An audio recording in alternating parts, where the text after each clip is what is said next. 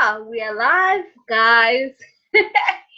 Welcome to the Joy Honey Show. This is Joy, your host for today, and I have with me today Ashley, and Ashley by paper. Ash, if we're familiar, and we are. So Ash. Ash. Yeah. So welcome, girl. Welcome, sister. I'm so excited to have you here. We have Thank you. all the amazing things today because we are talking a very important conversation, the importance of initiating your healing journey. And she's going to be our guide today. Welcome, Ash.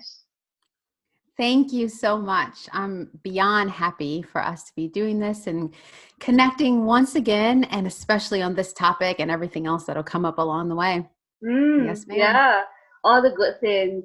We've been talking, we were talking before. That's me like, no, let's go, start recording because all the good things are going to come up. Right, but I Yes. know that I always find it so important to begin every conversation by going to our own personal journeys, our own healing journeys, and I would love to hear you share more with our guys, sisters, on your healing journey. Yeah, thank you. And even before we step in, because this is where we were going, and I was like, wait. And we were talking about how beautiful it feels when we actually start our day with the rituals and the respect and just all of the things that hold us at the beginning of the day. And the times that I don't do it, how delicious it is when I do it. And I'm like, why would I ever miss it? Why would I ever miss it? So Right. in keeping with that, I'd love to start by just honoring the essence of you and I coming together and honoring our ancestors, our great, amazing, resilient, strong, rich, ripe, worthy, wisdom-filled ancestors who walk with us, who allowed us to cross paths and make this communication, this connection. And honoring all those who will listen and will connect with us and become an extension of this conversation and how it will grow and just be beyond what we even know it is.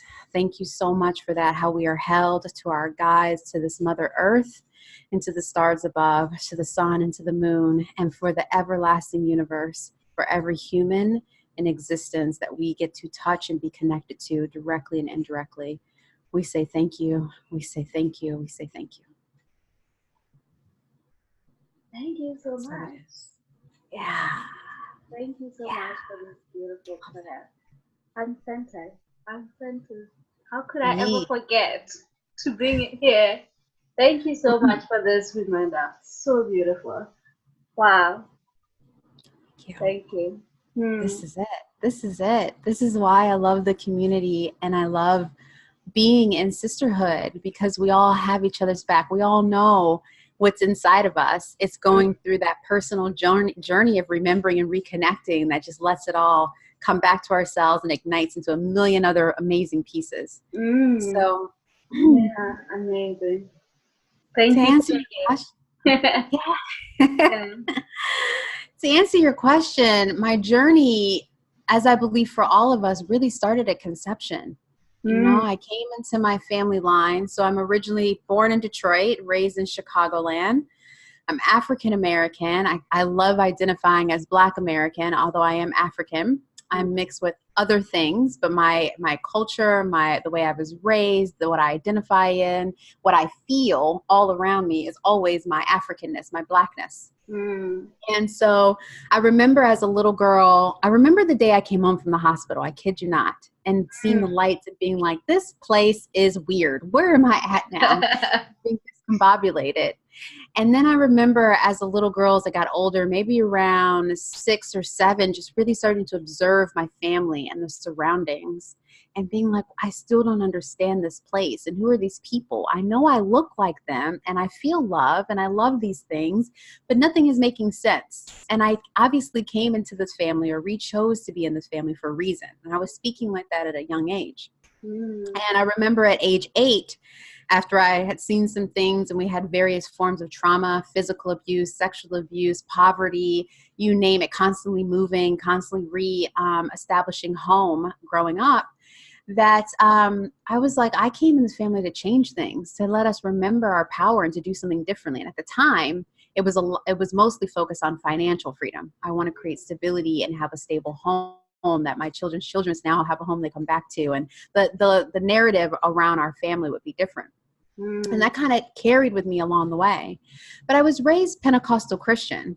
And Pentecostal Christian for Black folk, for African people, right, tends to be, at least American side, I'd be interested in hearing your perspective on this, always holds the original rituals of African spirituality in it. I'm talking about speaking in other languages, feeling energy, conjuring up energy, speaking to the ancestors, putting prayers on your head, wearing the all white, water cleansings, like all these things that we know is part of our indigenous makeup, ritual of respect, is hidden in that Christian belief system. And I would sit in church and be like, I don't get the whole, no offense to anyone who's listening to this, but I would be like, I don't get the whole Jesus thing. I know that this man probably lived and did some great things, but I can feel and see spirit.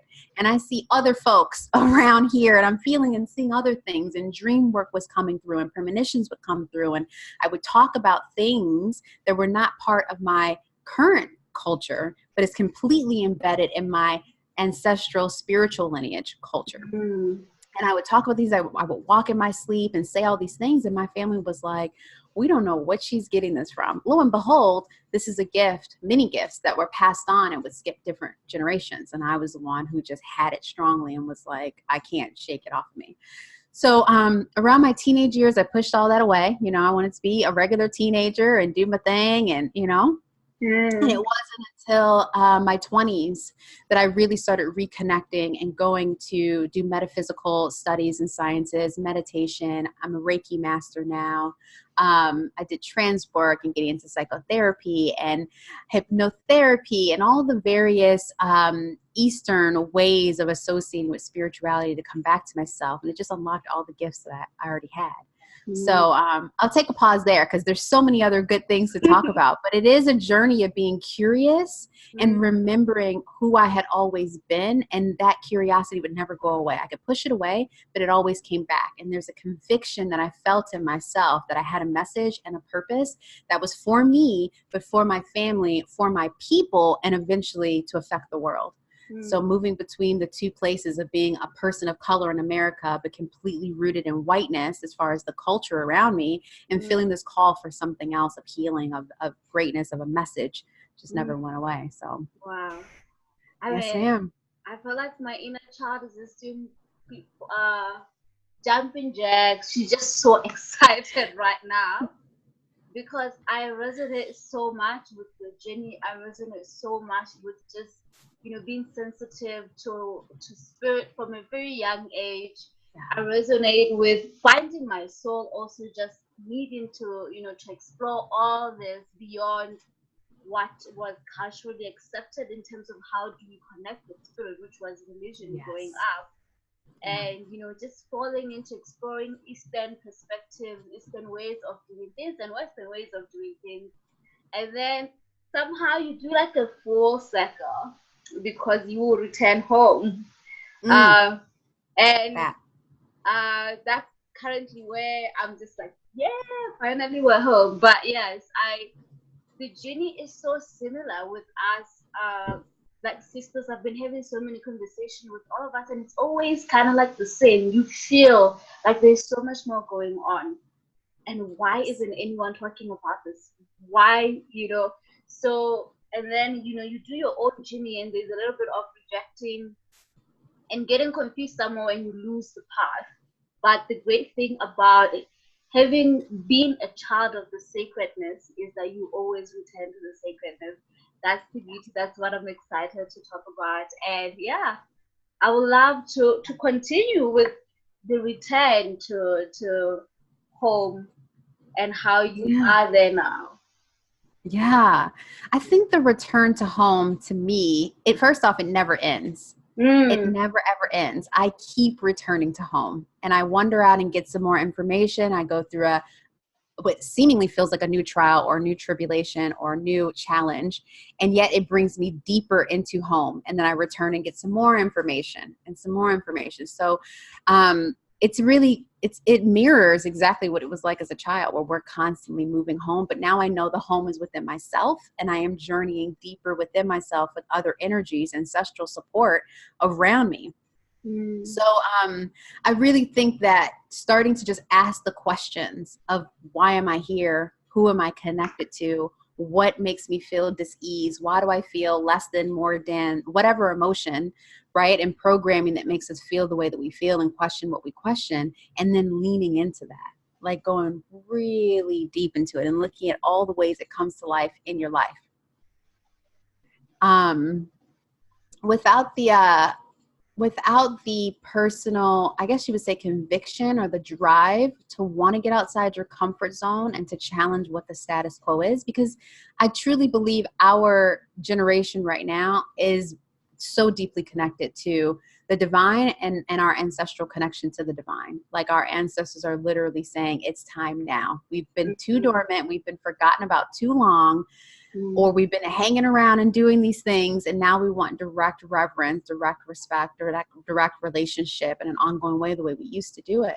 And so feeling that call and answering it means that we might not, at least I know from my perspective, what I've experienced, we don't necessarily have the elders around us as plentifully as we would hope to show us the way. It's not about following someone else's formula. It is about initiating it yourself and keep going in, and people come into the journey at various paths to support and to rekindle and to, encourage and to exchange, whether that is a peer, a sister, a friend, a lover, a teacher, whoever, and then you continue along on your path. I really believe that, because we can't get so stuck into thinking that the old paradigm way, right? All the Alchemist and all these other books always talk about, searching, going on the journey, and then finding the teacher, and you sit on the mountaintop and you get the wisdom. And that's not how it is. I don't know if it ever was that way, but it certainly doesn't feel that way now. It is about metabolizing and asking the questions yourself and getting the answers coming in and constantly moving, loving and respecting the teachers that come into our lives. Of course, there's certain things, especially when we get into ritual and certain practices, you need to have the support of an established, well-known, someone's been a Bruno. Yes. And then we hold this in our own selves. There's no one who's going to give you the blueprint, and that's exactly the way that you walk, and that's exactly how you'll always arrive. Oh, this makes me so happy. I love this conversation, because I think it's the foundation of how I do everything in my life.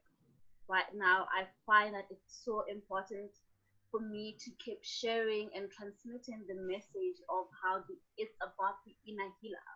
It's about the inner medicine. It's already within you. And it's about now activating that, awakening that, and remembering that, but it's already within you, right? In understanding that even your helping spirits, your ancestors, your guides, they're already waiting for you to remember, so that they can begin the work with you. I think for me, that was the most liberating thing I ever received. And it was even more powerful because I had it from my teacher, who is not in any of the modern world in any way, right? I don't think he's read the alchemy, but he was telling me this, that now you are to teach yourself, you are to initiate yourself. Yes. He opened you up, but now the work is with you.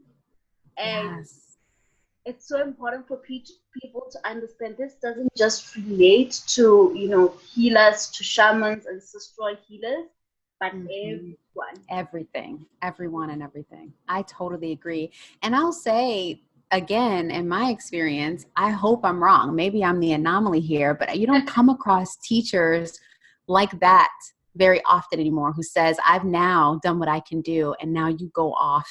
And if there's an emergency, ring me up. But really, you got it. It's in you, Right now, with this Western mindset, whether it's in spiritual teaching or regular teaching or workshops or business, whatever it is, it's always people positioning themselves as the expert and wanting you to have this codependent relationship and holding on. So you keep running to the diviner, you keep running to the consultant, you keep running to the coach, instead of learning what you need to learn, being initiated to a point. And then it's through the exercise, it's through the trial and the error and the experiences. And then that you start to sharpen your discernment and your intuition and your relationship with what's unseen and what's unknown. And that's something that can never be taken away from you, ever, because it's always been there. It's just been dormant, right? Yeah, I don't know what it's like for you, but in Africa, it's because what happened with colonization is We need to be Absolutely. very connected to the inner self and the inner healer and the inner medicine. And Yep. that was our culture. And then there was Hmm. introduced a new system, and this was the introduction of religion.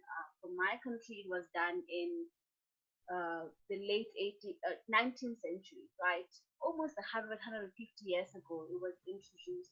And then it got really, really deeply rooted into how we do things 80 years ago or so. And the shift that happened with our people is that there was always a conduit who was a Hmm. priest, right? But you were not in any way able, or at least you were not encouraged to connect with God Right. or Right. Jesus Christ or whatever head you were praying to, whatever master you were praying to. While before we always used to have our chiefs, kings, connect with our ancestors and pray, everyone knew that it was also a very collective thing. Like the chef Right. would go up the mountains, but even we would have to pray to make sure he returns. It was a Right. collective work. And Right. then with religion, and I remember you mentioned something like I should tell you what is right for me. Unfortunately I left the church at such a young age that I don't know much about it. I left it Mm. maybe by 8 I just disconnected, and 13 I really stopped. And in between that I wasn't even present really. I was just like, this is so foreign to me, it doesn't make sense. But I what didn't make sense was this man in front of me praying for me and telling me everything that is about my relationship with an energy beyond myself. And it seemed like I had to go through him to receive this Right. medicine, to receive this guidance, to receive the grace of God. And it's just, I think that's when the shift began for our people. And now we're coming with this new idea that, but all along, you're always allowed to Hmm. connect with Totally. sources, all that is, with the spirits, really. And you Yeah. might have healers who are born to do this and they love doing this, and this is what they spend time doing. But it is really often to just facilitate the process for you to Hmm. do it and feel it yourself. Yes, Hmm. I get on I totally agree. I get I really totally passionate agree. about this, but yeah. I feel you. I all up in that, be in the passion. My metaphor for this is we all need to eat. Yes, there's some people who were born to be a chef and make certain type of foods that can serve it to other people, but we all need to go and drink water. We all need to eat. It's your birthright to be Mm, spiritually connected. I love that. So you can learn how to cook. You should learn how to cook for yourself. And That's once right. in a while, go to the restaurant where the chef who has, higher skills and they spend more time learning their skill, you Right. have maybe, great food then, but it doesn't mean that you cannot also create it for yourself. That's I right. love that. To So, me, the culture, the Western culture of colonization has made us think that we and forget that we have so much power just by being who we are. mm, If we just ground into and pay respects and reverence and really tune in, slow down, which is the opposite of Western culture. mm, That's all about speeding up, do it now, hurry up, optimize, efficient, right? Slow down, really root into the earth, feel into our own bodies, work with the elementals, call on whatever you want to say. Maybe you don't have the relationship with ancestors directly, consciously yet. So mm, you're just saying to my guides, to the universe, to God, right? Starting there and just slow down and tune in. And that little crack of a door is actually a wide open stream to allow new information and power and just want to say empowerment, the ability to know what you can do just off of your own will, mm, just off of your own will is right there. yeah. I love it. I Yeah, love I it. was just having a session with a client, and um, her biggest takeaway was, I felt them joy. I felt the ancestors, and I never Yeah. knew they were here. Ooh. They were there all along. And that's the gift. And for me, if I can give someone a gift, it's that to Yes. remember the connection Yeah. that was already there. It's such Yes. a beautiful gift. And it's really the beginning of, not that there is a true healing and not true healing, but like a very deep sense of healing, a very deep sense of coming home, of being grounded, needs this kind of connection that comes from your own personal core, you know. Yeah. For the medicine to really take place and for the medicine to do the work, it has to be connected, you know. That. With your I think there is a difference. I think there's a difference between knowing something and having or actually, how do I describe it? I say the knowledge and the knowing.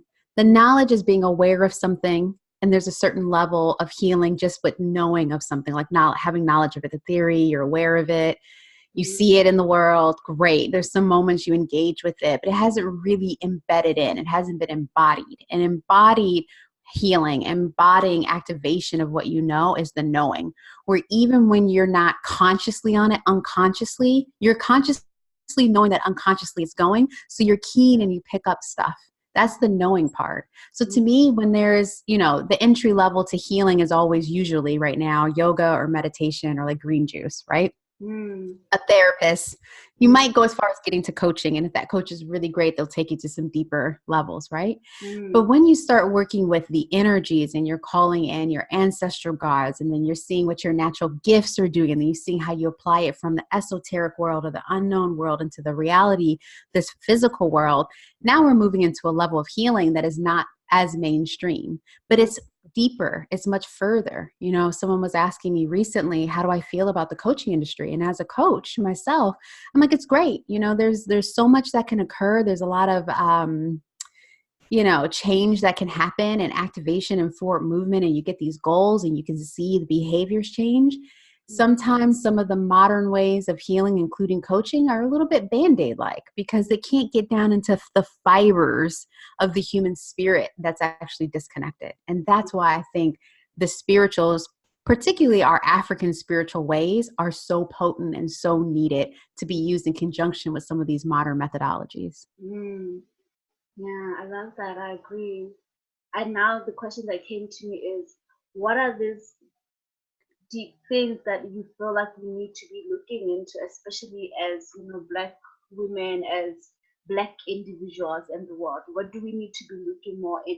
Because you're right, I find that you can learn processes and strategies and all these things, and you can really heal instantly sometimes, and you can learn to manifest and all the things that coaches around are sharing. But because, and we talked about the other day, because of the context of the history of Black people around the Yes. world, we cannot disregard our history and the traumas of our history, and how it's important to look within all of that. Because for us, we don't have blank slates. We come from, no, we can't have the blank slate and it's easy. There's so much more. So yeah, what have you been finding as very important for us to be looking at with yourself on a personal level, and also with the women and the other people that you're working with? Yeah, I think it's piggybacking on what we just talked about. It's the both. It's super getting into, I think the language everyone is using right now is decolonizing your spirituality or decolonizing anything and coming back to your indigenous ways. So no matter where you live in the world and what the lineage is or how disconnected from generations because of the slave trade or because of whatever immigration, however you are on a new land other than the African continent, doing what you can to track back and reconnect to those ancestral ways. Right? So since I am a descendant of those who were enslaved in this land, my first priority is truly reconnecting to the ancestors who were here in America, because again, that's why I practice hoodoo, right? Those are the practices that my lineage have held on to, and it has the same power and the same energy relative to them here. There's so many generations who were here. And then when I get there, blessing and backing, then I'll be blessed to then come to Mother Africa and the continent and work with my ancestors on that land. But I think it's the decolonization of spirituality, not thinking that, and no disrespect to these other ways, but that the mantras of India or the yogic traditions of whatever, and those are all wonderful, but there's something about I believe that we are all responsible for how we are in this skin right now. So yes, there's the universal spiritual connection of we're all one and spirit is spirit and unity. Beautiful. We're also, and that's from a soul perspective. and those are energetic, and that's where your metaphysics and quantum mechanics and all, not quantum mechanics, but quantum spirituality is in. But then there is the human experience and the spirituality that comes through the bloodline that you were in. So that's where I'm sitting. And I'll tell you, I was one of those people who, when I first got really, really deep into, after I had done like hypnotherapy and psychotherapy and trance work and normal, not normal, but shamanic practices, it did send me into, I was in Peru for some time. I was in Central America for some time. I lived in Indonesia, so I practiced Balinese Hinduism. So because I was on that land to honor where I was living, I think that's important. But at the end of the day, my answers came forward. I'm like, you don't need to go anywhere else but to work with us. What's in your own skin? What's in your own skin? So thank you for that. That served a purpose. And now this is where you are in your journey, and you'll see where you're led, where you are led. So I think that's really important. And at the same time, this is a really interesting thing, because I'm literally living this right now in my current life, is that while we are creating these sacred spaces for people of color, people of Africanness, I like that word, Africanness, because there's such a diversity of who we are, right? It's interesting. Yeah, while we're creating these safe spaces for us to remember and reconnect and reweave our connections to each other and ourselves, there is an importance to still be aware and really push the limits of the other world, right? The mainstream world. Because what I've been experiencing is I'm in these isolations and I'm really getting connected and I'm healing my spirit and I'm feeling the power growing up in me, rising up in me. And then I step out in this world and I'm like, oh my God, I'm getting hit in every direction. There's racism here. There's ageism here, sex. And I'm like, I'm too sensitive. And it makes being in this world that's mainly controlled mostly by white people of European descent, traumatizing, even more, re-traumatizing. We're healing one side of the trauma, yet I'm seeing it all alive, right? And so I describe it as healing a cell or getting a cell really stabilized and then reinserting it back into a petri dish that has cancer. Wow. And if it's not reinforced, right, and we don't keep feeding ourselves and really seeing that what's happening in the world in the mainstream is a form of sickness that has affected all of us in various different ways. I can, as a Black woman, I can go and talk to someone who is Native American, Native lands, right, of a First Nation person, and they have the same challenges and issues that I have about living in this world. Yet we come from a different genetic lineage, right, or cultural lineage. And so I think I sit back and I'm like, what are the ways of decolonizing and connecting and really bringing up that strength and that belonging and that just what's been dormant, while also reinforcing, thriving, and shining the light so we affect the bigger change out in the world. I think that that's where I'm leaning, and that's what I talk about. And I'd love to see it in other women, especially other women of color. Oh my God. I resonate. I mean, so I'm like, oh my God. Yeah. I resonate. I mean, even from a psychology point of view, we know that, going to mental hospital for rehab, you will be there to do the healing work, and then you go back to the world. Usually you go back to the family energetic field that was the one that activated your trauma that got you to rehab. Exactly. And what we find with mental hospital and psychiatric hospital is that the same patients keep coming back and back. Right? It's because they're being reintroduced to a place that didn't change. They might have changed, but like you're saying, it's still like a disease. There is uneasiness to this place, and just because you have done all the centering and all the things, not like it's easy to really handle the energy, the collective energy of where we are, because the collective energy is really. Right now, I find it that we're so disconnected, and there's just this cube in the air, this psychic clouds, collective psychic clouds for all of us as human beings, where it's just so suffocating, right? Yes. And to really do, and this is the question I think that every healer is asking themselves. And I guess this is why the monks used to kind of like leave the entire world and just exist in the, where they practice and just never connect with the world. And while that's that worked for them, it can't work anymore for our generation, because right now I think we're also given, on top of healing ourselves, there's a deep calling to make this work, you know, Yeah. activated in our communities, activated so that our lineage can really be healed. And this is, you can have your personal lineage, but we also have our cultural lineage. We also have our, Yes. race lineage as well, that also need this Yes. work. We need to do it. I mean, I really resonate. It's such an important question. How are you doing it? This is the question. Yeah. How are Yeah. you faring so far? Yeah, that's a great question. It's a journey. It's ups, there's downs, there's good days, there's bad days. And that's the reason why I say coming back to your spiritual practice is what reinforces, right? To me, being in ritual, being in communication, caring for myself, coming back for those basics, writing it out, doing my work, finding my voice, joining groups of people who inspire that and can support that in my moments of strength and weakness is the only way that I have been fine. Taking moments away. Like I straight up log off of social media, don't do work for a minute. And yes, that's a luxury. And I've worked really hard to get there. And some people don't have that, but finding what other way, any way you can to just come away from things for a moment before you have to go into it in a while, after a while. So for me, I use a lot of different modalities. It's like I said, my ritual work.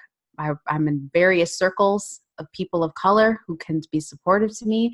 I do circle around mixed groups as well because I want to keep my eye on what's going on and what's saying. And it also helps me practice exercising the truth that I have within that's up in my personal healing and putting it out into the world of people who will be receptive, or I can see when they're not being receptive. I'm doing a lot of conversation and work within my actual family and my actual family unit. And, supporting my family, listening what they have to say, and not necessarily trying to heal or trying to intervene, but just holding the space. So through my essence or through me holding, some things can dissipate energetically. I believe in emotional clearing, using kinesiology and muscle testing to really figure out where that trauma and that emotion is sitting in my body and clearing it out. I do Reiki first thing in the morning. I do Reiki at night just to let the energy, it ends up being, way more than Reiki. But if you are Reiki attuned, you can just call in that energy to help fortify and cleanse your space. And reading and writing and exercising. So I sweat.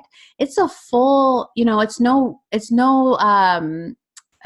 coincidence that we've always said, no matter what religion, what belief, mind, body, and spirit, it's always the three. So what am I thinking about? How am I feeling? What's my body saying? What am I eating to it? What am I eating and putting into it? So I try to touch every aspect of my body and my existence in order to support me, but you can't do it all the time every day. It's real work. It's real work right now. Yeah. I remember I was telling someone that I do my morning rituals. They from 6 a.m. until 10, I don't work, and I'm doing my morning rituals. I'm connecting with myself, I'm connecting with ancestors, I'm doing shamanic journeys. I am moving my body, yoga. I am, journaling. For me, writing is such an important practice. I do my dream journals as well. It's like, whoa. And you're right in knowing that it is a privilege to be able to have 4 hours to connect and to build this kind of life, right? I do believe, though, that even if I didn't have this, it's very important to have this practice. Even if you can't do it 4 hours, if you just do it 30 minutes every day, it will really do so much. Before I had the time, I do the same hours. It's always between 5:30 or 6 until about 10, right? 10, 11. So I think that's really funny. Before I had that time and I was working a 9 to 6, 9 to 7. I used to work in advertising. I would do 10 or 15 minutes every morning before I went. So I would light my incense. I would sit by my plants and flowers in the house. I would open up the blinds. I would play my music. I would do my prayers, and then I would leave out or take my shower. Like my shower was part of that ritual. So there are more simplistic ways of doing it, just to insert like the intention of making some space in your life for that goes miles and miles and miles. I do teach some of my friends who are like, I don't have time for this, this ritual, it's really just connecting with the elements. Yep. Wherever you are, I don't know where I learned it, but you could be walking in the streets in the morning on your way commuting to work. You could look Yes. up to father son, and just connect with father son, music connected, or feel the wind passing through, Yes. connecting with the air, and feeling Yes. your feet grounded on Mother Earth, connecting Yes. with the elements, and just paying gratitude, thanking them for allowing you to be here, for giving you what they've given you, and asking for blessings from them. And just the mantra you can use is bless my life today, bless me today. It's 5 minutes, and Yes. you will be Yes. connected, right? Yes. Yeah. And if there's a particular element that you feel called to, some people are really into fire, and maybe, every Sunday, right? Yeah. Maybe every Sunday you're lighting a candle while you take a bath, or, you put candles while you eat your dinner or your meal. Mm, Even the birthday candles, if you just want to mm, do something simple and small. For mm. me, I am a child of water, all forms of water. So I'm always working. When I wash my hands, I tune in and say, thank you for this cleanliness. When Mm, I take a shower, I do it. When I literally pour water for my dog, or I go out and I water the plants, I speak and I thank that water for being there. We have a lake just outside of our home. that's So when I go out, I just speak to that water as well. Just, those are, yeah, literally just weaving them right on in to mm. life. There is always an invitation to connect with the sacred. It is you Yeah. opening up and allowing yourself to tune into these invitations. This is what I've learned. That in every other moment, the spirit is available, spirit is ready, willing to connect with you. You just have Yes. to open yourself for that, to that, and allow Yes. it to come to you the way it needs or the way it wants. It could be just a short prayer, right? It could be a mantra. Yes. It could, like we're saying, all this, it's so easy to just connect. That's all that is required in, being the master, the authority, and leader of your human journey. That's all. That. Yes. Mm, And it really does start, like we've been saying, in the most simplistic ways in your own life. Like sometimes it's the way I clean my house and what I'm saying and singing and listening to in the process of cleaning. mm, And more recently, after I cleaned the house thoroughly, I wanted to do some blessings on both the back door and the front door. And the back door, it was like, the energy I felt when I did it was like, okay, thank you. That was cute, and I was like, okay, that was fine. But the front, like, full on energy came, and I felt warmth in my hands and tingling on my feet. And I really spoke to the land saying, thank you for allowing us to live here. Just the act of saying, thank you, and having reverence and gratitude of your life and where you live and the earth that gets to support our feet. Like all of the universe, all the spirits around us says, oh, cool. Like you appreciate my existence. Got you. I got you. You know what? You think you're running late, but that was a way of protecting you from that, whatever happened on the highway a few minutes. Those little things, we just don't even know how supported we are. And those moments of little gratitude and tuning in is just magical. It so truly is. magical, so amazing. I want So to know. Oh, okay. I was Yes. about to ask you a question. Oh, I okay. wanted to take it back to something you said, and I think it might get really juicy. So when we were talking about privilege to do 4 hours of practice Mm, first thing in the morning, and privilege to do certain things, I go back and forth with that language because to me, I think it's only privilege because of the systems and the mm, programming that has happened in this world and that we're currently in. mm, Because what we're talking about is having time to be in spiritual reverence for our existence. mm, That sounds like I'm born. Why shouldn't I have time to be grateful and to send energy out for myself into the world for great? That's a birthright. And mm, so I play around with these things on how do I define privilege and how do I not? What are moments? And actually, it's not even an either or. I think it's a both, right? mm, It's only privilege because things have been set up that everyone can't do this. We're supposed to be able to be in community and connected mm. and working and being able to thrive and share and survive abundantly. Yeah. I just want What world would we create if the sacred could be part of every part of our experiences, right? what Yes. world do we have if, every office in the world had yoga and meditation rooms and you're allowed to go and connect there? In the way that for me growing up, going to in high school, we prayed every morning before we started the day, before we started any lessons, right? That was the Beautiful. secret, right? But Beautiful. like now, somehow when we grow up, that seems to just shift, Hmm. with work, with how we relate with each other. And you're right in saying that it's your birthright. You are supposed to connect with your body. You're supposed to move your body. You're supposed to pay respect to, gratitude to your ancestors, to your helping spirits. You're supposed to really connect with yourself, your mind, and let that out however way you want to let that out. Create art if you must. It's a birthright. But I don't know. How do we Yeah. shift the system? Like, I do find that my clients, they in the beginning, sometimes they're able to, to create space, because there's a lot of you having to be willing to give yourself the permission to create space to Yes. do this practice. There's also Yeah. that. Yeah.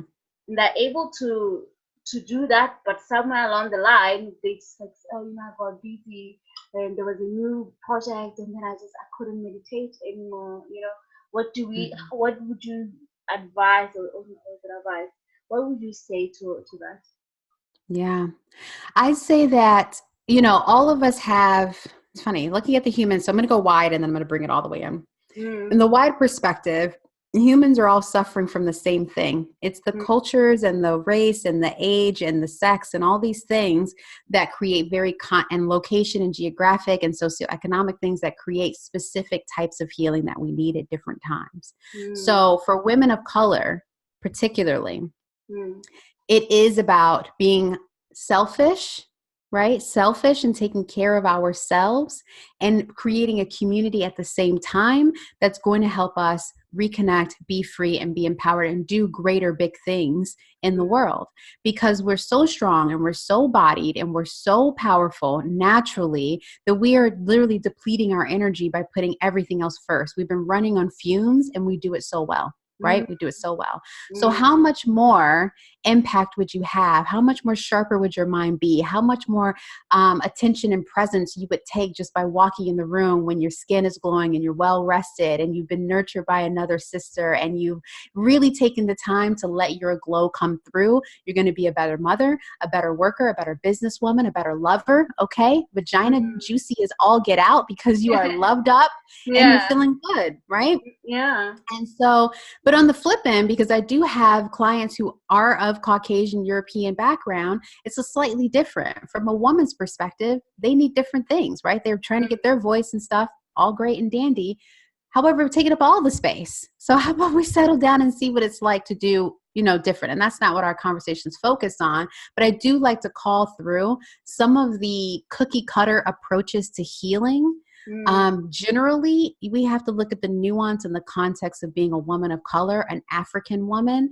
mm, And we need to look at that and be like, actually, it's not about me, blah, blah, blah, blah, blah. I need this. This is the reoccurring theme in my lineage and with my people. So thank mm, you for that, Deepak Chopra or whoever. I don't know. I'm just pulling a name. But mm. in the context of where I'm at and what I want to heal in myself and my community, I actually need this. And that's to put myself first, right? Yeah, yeah. Yeah, we really have to look at it through the lens of who we are as a group of folks and what we want to create change globally within our people of all our shades of Africanness.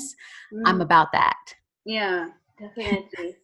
Yeah, I love that. For me, I told you this. I think like one of my coaches told me this, that the context for us is different and we cannot ignore it. Yes. The context of uh, how we used to connect with the secret is different, and the context of how that was disconnected is also different, and the trauma Yeah. within it and the pain within it is very different. It feels different for us from Yeah. the other side, uh, Yeah. and we cannot ignore it. We cannot ignore. I sometimes feel like trauma pain has it has even a shape, a color that is so different per person, right? Yeah. And I like ours that a is lot. different. Yeah. It is because, and again, I like to use metaphors in order for our minds to really process it, but that was delicious. It has a shape and a color that's different. It Mm, really does. That's really good. But it's even like, I think we talked about this in our last call. If someone says they want to lose weight, everyone here wants to lose weight, but our bodies metabolize different things. If we're going to be doing a weight loss program based on blood type, I might be type AB. You and me are AB, and she's going to eat differently and do things differently. mm, So yes, we all want the same goal as far as a human species, but the journey and the context and the experience and the way that trauma has been metabolized, it goes a different route, mm, yeah. This is when it gets frustrating when everyone says, just go to love. It's like, yes, we all need love, but the way that I receive the love, the way that the way I even understand what love is, how you hold a space for me, how do you discuss things with me? Do you truly understand, or are you just nodding your head? This is the reason why I think every woman of color, every person of color, but definitely every woman of color absolutely needs to have healers who are of color. Yeah. Oh my God. Yes. You need I that. was, And then you can go outside all you want some other times, but you definitely need to have someone who has the tapestry of your pain and your understanding where you can fully let go, because they have some type of remnants of it in their own DNA and their own genetic understanding. The yeah. mind can only go so far. Mm, yeah. I mean, I will tell you, one of the motivation for me to do this project is because I'm like, I need women surrounding me. I need a community that is of, you know, the same color as mine, the same vibration as mine. Yeah. And not that there's not a lot to gain from other communities. Like you have, I also exist in many communities. I've Right. had those I am a global citizen, I understand that. But Yes. something, my soul is so drawn to the Africanness that I'll tell you a Yes. story that one time when I was crazy and I kind of like lost connection with the sacred, I was working in corporate India, and my job was to recruit people from all over the world.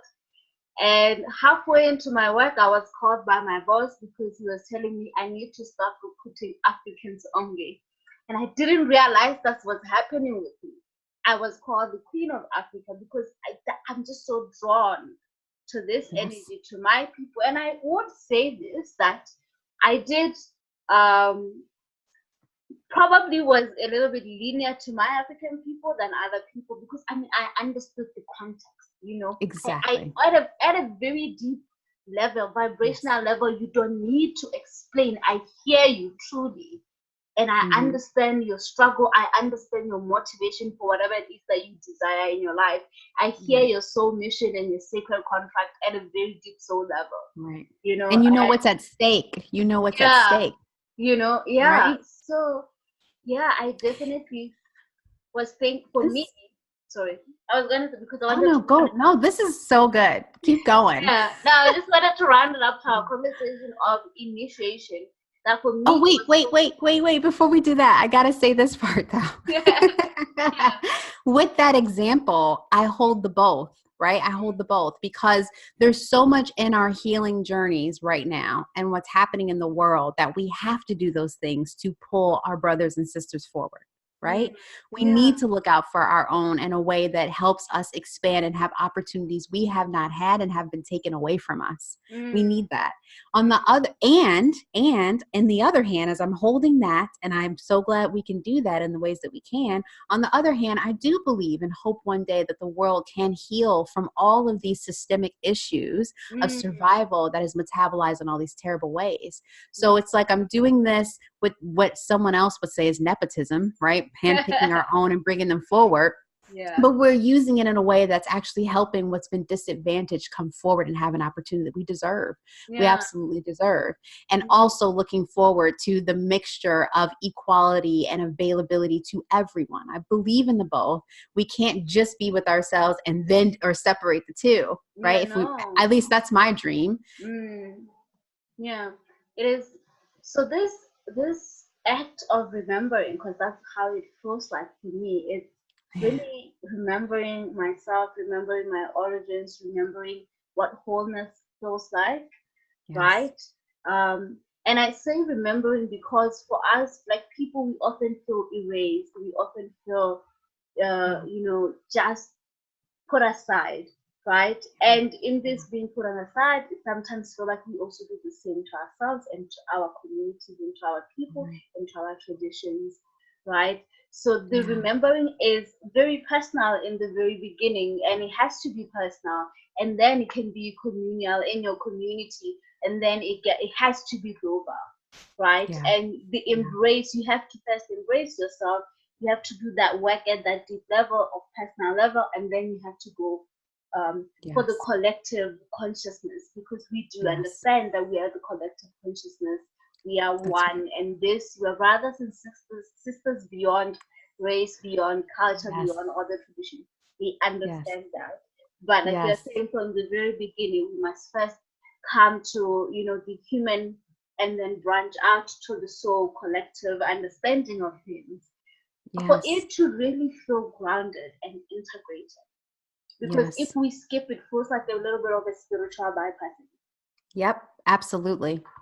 I believe that. I believe that we are moving you do it for yourself first, and you continue doing it for yourself as you go into community and into the bigger. And we're constantly moving between the collective consciousness and the universal, the unity idea. I really believe in that, as I know you do too.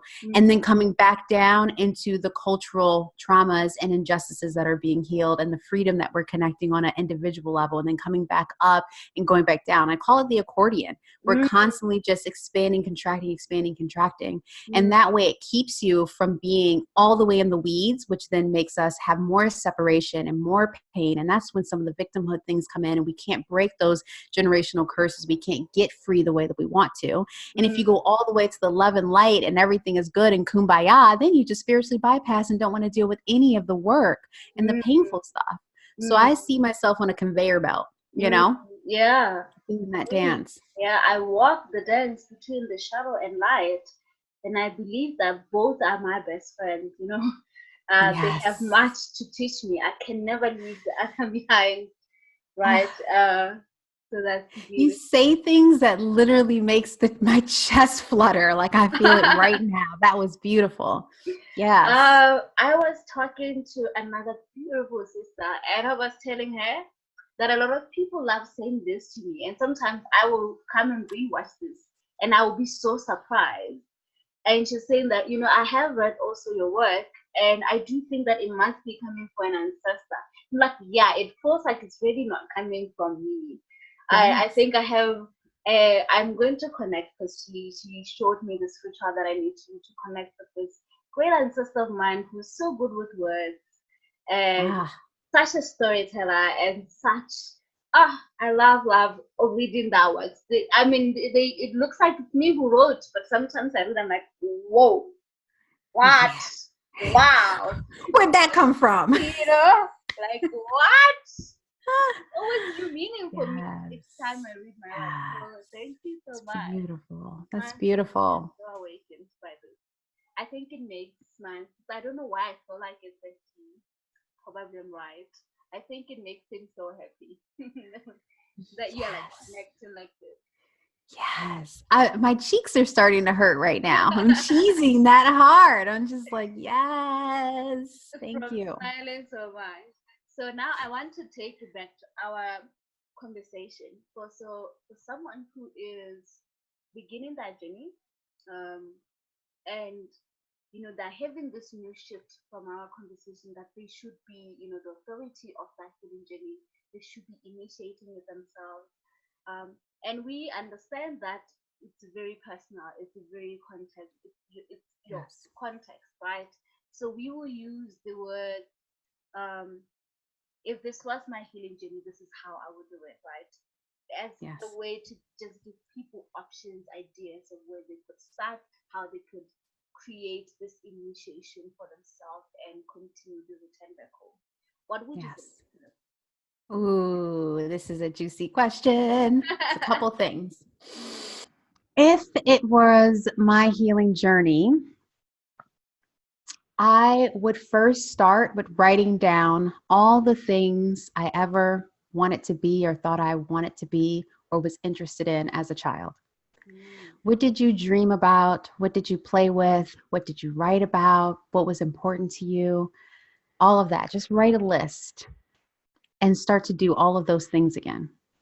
Because in doing that, I believe who we were as children, there's always clues of who we're meant to be and what we're meant to do and where we're meant to go. It's always there because we were the youngest and the closest to God and our ancestors then, fully spiritually connected. We weren't fully programmed and indoctrinated into this world. So first start with that. And second, I would say, what are the things that you don't, I wouldn't say like or care or you struggle with in your personal life, things that are challenges that you see happen over and over again, repeating patterns. Look at it in your own life and look at it in your immediate family's life. You know, for me, when I did this exercise, the second one, I saw that the women in our family are super strong and they are the women who would, really, really rough some things up if they needed to, sometimes maybe a little bit further than they should. And I saw ways in which I gave away my power or I was really overt with it, one of the two. Mm. And so when I remembered the things I said I wanted to be, which wanted to be a motivational speaker, I was always artistic. I love, bringing people forward and sharing stories and all those things. And then I saw what I wanted to heal from. And there was a nice long list of things I realized I would do over and over again. Then I started journaling about them, find some type of a communicative practice. You can get it down on paper and then track your emotions in that same journal, how you feel day to day, how those things come to life. And I believe when you do those few things and you start to introduce simple ritualistic ways to honor the elements in your life and pay gratitude, that will activate more breadcrumbs that'll take you to the next steps of your healing journey. And then when you're ready, go ahead and start calling for supporters, sisters and teachers and people who will help you move along in that journey and trusting that you're holding the knowledge that's being unlocked. Mm. Yeah. I love it. I love this Yeah. your Thank personal you for guide asking. because as it is personal to you, it is also collective. I think I can see myself in that. I can see the benefit of doing that. All the steps, so necessary, so important. So I really hope that every sister who's watching this is taking this as a gift and really bringing it into their own initiation of that healing journey Yes. and personalizing it, expanding it however way they feel called to, and inviting their Yes. own personal helping spirits to help them in their own journey. But Yes. the core is you can do it, you You should. can. And when you start to search and you start noticing these things and opportunities to work on it physically, spiritually, emotionally, mentally start coming up, um, you will you'll see the ways in which you are led to do further healing, Mm. right? You will. It just naturally occurs and you just start holding yourself in a different way. You ask different questions.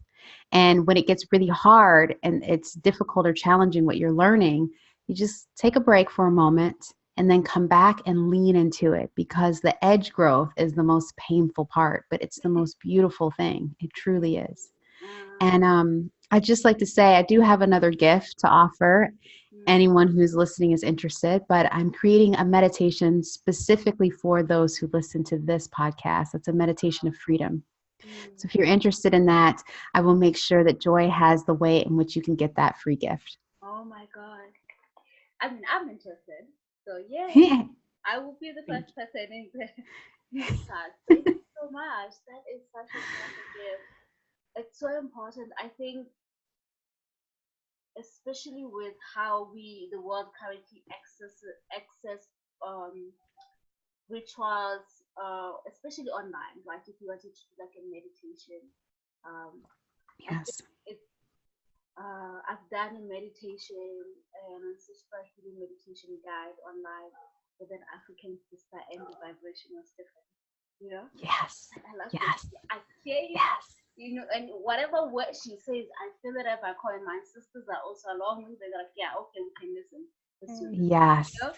So this is a beautiful gift because we're talking about this, the importance of initiating yourself, the importance of us initiating and helping each other in our own community, you know, with understanding of where we all come from and our histories and all of that, and then obviously getting at a very global level. But there's Yeah. beauty in seeing faces like mine and yours in a podcast. I really believe so. I do too. I do too. Uh, Thank you so much. This was absolutely as juicy as I knew it would be. And I'm so uh, grateful to be in community with you and to share and to speak, and just blessings to everyone who gets to enjoy this transmission that we just put together. Thank you. Thank you, Joy, so what a much. powerful transmission. What a very powerful transmission. Thank you so much for showing up, for just saying yes. It's such a blessing. It's such a blessing to have you here today. And for everyone who's going to listen to this, you know, I hope you feel the energy of this beautiful queen. It's so beautiful. She glows and you just like glowing yourself, yeah? Thank you. That made me Yeah. blush. I'm also a hype woman of African people. So I feel it. yeah, everyone with the Africanness within them, I will hype you. It's true. I felt that when I got the email. We were already in vibrational alignment, and I just was like, yes, I'm on, absolutely. Thank you. Thank you so much. Thank you for showing up today, and love and light. Love and light, many blessings, and thank you all who have joined us, both seen and unseen, known and unknown. Blessings upon everyone. Gratitude. Gratitude. Bye, guys. Thank you so much for joining. Bye.